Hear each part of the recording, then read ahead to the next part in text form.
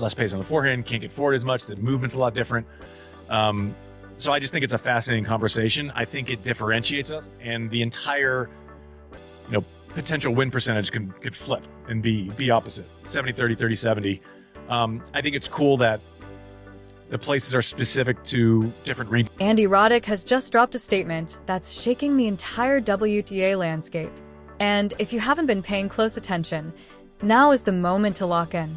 The former world number one, someone who spent years battling at the very top of professional tennis, has made a bold and calculated call. He's putting his full confidence behind Alex Eala. But this isn't just a casual endorsement. Roddick is going all in, predicting that Eala will outperform Aryna Sabalenka during the 2026 clay season. Yes, Sabalenka, the dominant force of the WTA. The player who walks into most matches as a heavy favorite, often with win probabilities soaring above 70%. And yet, according to Roddick, the moment the tour shifts to clay, those numbers could take a dramatic hit, dropping closer to 30%. This isn't just a hot take. It's a high-stakes prediction, and Roddick is putting his legacy and his credibility on the line with it.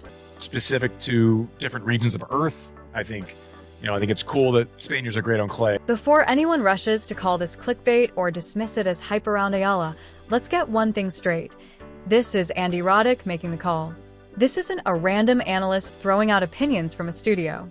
This is a former world number one, someone who lived through the intensity of elite tennis and understands the brutal realities of competing at the highest level. When Roddick speaks, the tennis world pays attention, and right now it should be listening very carefully. Because what he's saying about Alex Eala, Aryna Sabalenka, and the 2026 clay season isn't just bold. It's grounded in a deep understanding of how drastically this sport changes when the surface shifts. To understand his argument, you have to start with Sabalenka. There's no denying she's a generational talent. Her raw power, relentless aggression, and ability to overwhelm opponents make her one of the most dominant forces in modern women's tennis. On hard courts, she's nearly unstoppable, a player who can dictate rallies and crush resistance with sheer force. But clay changes everything. The surface slows the ball down. It demands patience, precision, movement, and endurance. It rewards players who can construct points, adapt, and grind through long rallies, qualities that don't always align with a power-first game. And we've seen this before with Sabalenka. Her struggles on slower surfaces aren't new, and Roddick is zeroing in on that exact vulnerability. On paper, her dominance looks overwhelming, but on clay, the balance shifts, and even her strongest supporters can't ignore that. The evidence is already there. Look at the French Open final, where Sabalenka fell to Coco Gauff on the biggest clay stage in the world. That wasn't luck. That wasn't just a bad day. That was clay doing what it always does, neutralizing power and rewarding a different style of tennis. Roddick saw that match and recognized something deeper. Sabalenka's dominance has limits, and those limits become far more visible on clay. And he understands this from experience. He's spoken about how quickly everything can change when the surface changes beneath you. A player can dominate one part of the tour and suddenly look vulnerable on another. To drive that point home, he pointed to Pete Sampras, one of the greatest players ever. Sampras had it all: an elite serve, incredible athleticism, and unmatched mental strength. Yet clay consistently held him back. It was the one surface that never fully suited his game, and it ultimately denied him the one major title missing from his career, the French Open. That's the parallel Roddick is drawing. He's suggesting that Sabalenka could face a similar reality this clay season, and that a player like Eala, whose game is being shaped specifically for slower, more tactical conditions, might be perfectly positioned to take advantage. And that's where this conversation really starts to get exciting. Pete Sampras was like the greatest fast court player ever. And then clay mitigated everything he did well. And this is exactly where Andy Roddick's prediction stops sounding bold and starts sounding calculated. Because he's not pulling this out of thin air. He's studying the details, the preparation, the environment. And what he's seeing from Alex Eala is giving him real, tangible confidence. Right now, Eala is deep in clay court training in Spain, fine-tuning her game specifically for the European swing. gearing up for the Madrid Open and the Porsche Tennis Grand Prix. This isn't generic practice. This is targeted, high-level preparation built entirely around the demands of clay, movement, balance, point construction, endurance. And it's already beginning to show in how she carries herself on the court. But here's where things take a dramatic turn. Eala isn't training alone. She's working alongside Rafael Nadal. And not just as a symbolic figure tied to the academy where she developed, but as an active, hands-on presence in her clay season preparation. Let that really sink in. She's being guided on clay by the greatest clay court player the sport has ever seen. Nadal isn't just a legend, he's the standard. A 14-time French Open champion, the undisputed king of clay. From 2004 to 2022, he didn't just compete at Roland Garros, he owned it. What makes this so powerful isn't just his resume. It's what he understands at a deeper level. How to build points on clay, how to suffer through rallies, how to control tempo, how to win when matches turn into wars of attrition. That knowledge isn't theoretical. It's instinctive. It's lived. And now, all of that is being transferred directly into Eala's game. That's the real story.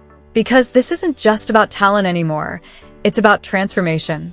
About a young player being shaped, in real time, by the most dominant clay court mind in tennis history.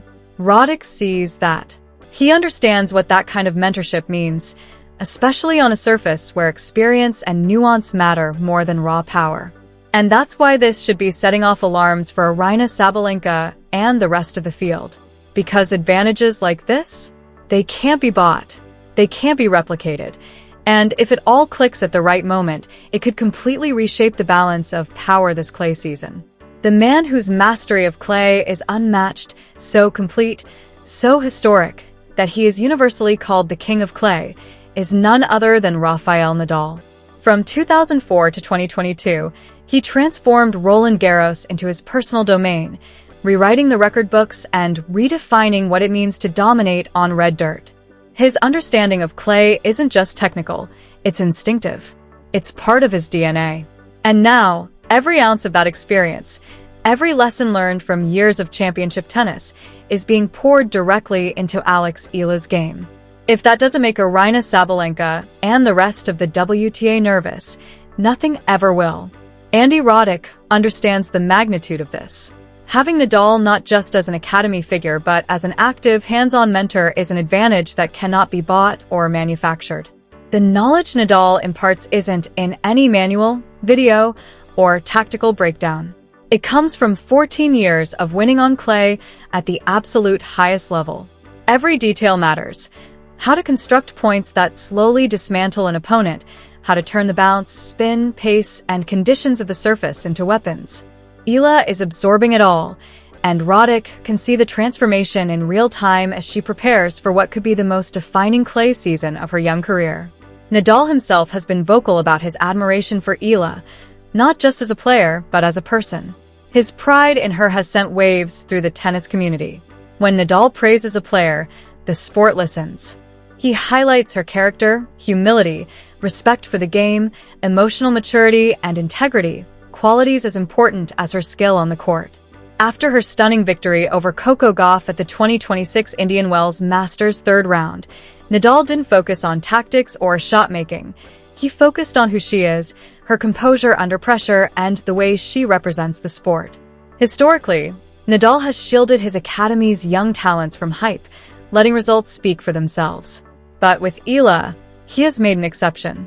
Her rise is too extraordinary to ignore, and he has stepped into the spotlight to make sure the world takes notice. This isn't just mentorship. It's a passing of the clay court crown to the next generation, and the implications for the 2026 season are electrifying. What Andy Roddick and Rafael Nadal are signaling to the WTA is simple. Do not sleep on Alex Eala this clay season. Do not assume rankings or past statistics tell the whole story. Do not assume Aryna Sabalenka's hard-court dominance will automatically translate to red clay. The surface changes everything. And when you have a young player from the Philippines who has spent her most formative years training in Spain, who moves on clay like it's a second language, and who is now being coached directly by the greatest clay court champion in history, you have a combination that can shake even the most formidable opponents in any draw. The 2026 clay season is fast approaching, and Roddick's message is clear. Alex Eala is not just a feel-good story. She is not a talent to watch casually down the line. She is a genuine, immediate threat on the surface that matters most when Roland Garros rolls around. Aryna Sabalenka has been warned. The WTA has been put on notice. And the rest of the tennis world is about to witness something truly extraordinary unfold on the red clay courts of Europe. Entire, potential win percentage could flip and be opposite, 70-30, 30-70. I think it's cool that the places are specific to different regions of Earth.